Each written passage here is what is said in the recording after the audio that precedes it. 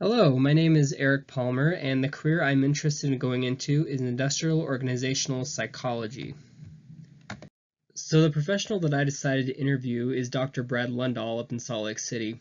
Dr. Lundahl has a number of different jobs for his career. He specializes in clinical psychology, he teaches at the University of Utah, and he does business consulting. There really aren't a lot of industrial organizational psychologists nearby, so I chose to interview Dr. Lundahl because he does business consulting as part of his career, which falls in line with what industrial organizational psychologists do. So there are a lot of different responsibilities that goes into industrial organizational psychology. As you can see on the slide here, some of the responsibilities include planning policies, helping employees train and develop and design, improving management, synthesizing work styles, improving productivity in the workplace, and overseeing analysis. But Dr. Lundahl, the two main things that he focuses on are improving management and testing employees. So because his main emphasis is clinical based, he does a lot of helping employees who may be struggling mentally to try to help them kind of work past that. And by doing that, he also improves productivity in the workplace because, generally speaking, if the employees are doing better mentally, then the productivity in the company will go up as well.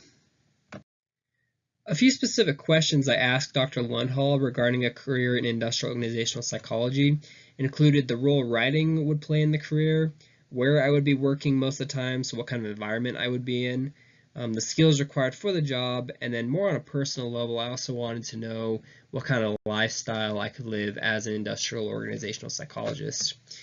So when I asked him about what percentage of his time is spent writing in a day, he said it was only about 15%, which he also added it should be more than that. He said he wished he had time to do more writing than what he was doing. When I asked him what kind of writing he did most of the time, he mostly said it was note taking. So he'll go in there and he'll ask his clientele what the problems are, and he'll take notes on those problems. And then he'll also jot down little ideas as he goes on how to fix those problems. Some other styles of writing that he does is he'll write emails to other companies to keep in contact with them and build his clientele pool. And then he'll also do research. So obviously whenever he does that, he'll write down his results and he'll write papers based on that research. Although he said that research has kind of taken a back seat for him just because he doesn't have a lot of time for it and he has all these other responsibilities that he needs to do. So from my point of view, it doesn't really sound like I'm going to be doing a lot of essay type writing or paper type writing, but I can see the importance of note taking. The way I see it, the notes I take are going to be my map in being able to understand the problems that the company is going through, and also my key to being able to fix those problems. So if I'm not writing down effective notes, I won't be able to be as effective in helping the company solve their problems, which in turn will make them suffer. And obviously, then I will suffer for that because I won't be doing my job and I won't be working with them for very much longer. So, in the sense of taking notes, I can see that writing will be a very crucial part into what I do. When it comes to working environment, he said most of it will fall under big businesses. A problem with smaller companies, from what he was saying, is that they just generally can't afford industrial organizational psychologists.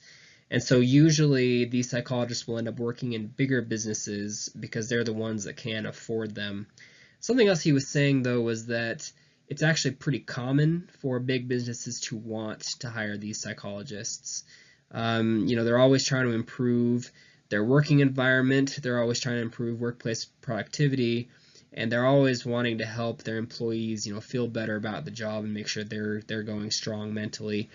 And so it's pretty easy, from what Dr. Lundahl was saying, for industrial organizational psychologists to find work in big businesses. It's just not very common for them to find work in smaller companies because, like I said, they're startup companies that can't really afford these psychologists to work for them. As far as some of the skills required for the job goes, he said that the big three were people skills, prioritizing skills, and dependability. I mean, obviously, people skills are going to be important because as an industrial organizational psychologist, you're going to be working with a lot of people. You're going to need to be able to talk to people. They're going to need to be able to trust you to discuss their problems with you. And then obviously you're also going to be working with a lot of higher ups, so you need to be able to present yourself well, and so people skills are going to go a long way.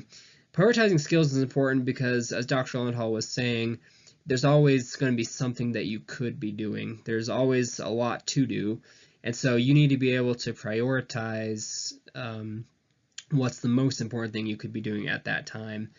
And those are some skills you just need to be able to develop in order to continue to work effectively. And then dependability obviously is important because the company needs to know that they can depend on you to do what you say you're going to do. You need to be able to follow through with helping their employees improve, helping their productivity improve. If none of these things are improving, then you're not doing your job, and odds are they're not going to keep you hired on. So finally, when it comes down to personal life, Dr. Lindahl had actually some pretty positive things to say about it.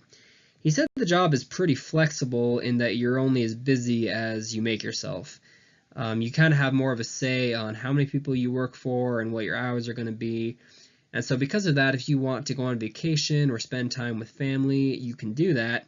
Or vice versa, if you wanted to work more, you could do that too. Just work for more people and up your hours a little bit. When it comes to salary, he said it kind of varies. It depends on where you're working and how many people you're working for. But he said that generally speaking, industrial organizational psychologists, compared to other psychologists, do make quite a bit of money. He did recommend working for more than one company, just because by doing that, you up your hours at work, you get paid more, and you improve your resume as well. But he said again, like, it's a pretty good paying job, it's pretty flexible, and the lifestyle's pretty good overall. So just to wrap up, I really appreciated the opportunity to talk to Dr. Lundhall about all these aspects of becoming an IO psychologist, and I look forward to being able to pursue this career. Thank you for watching.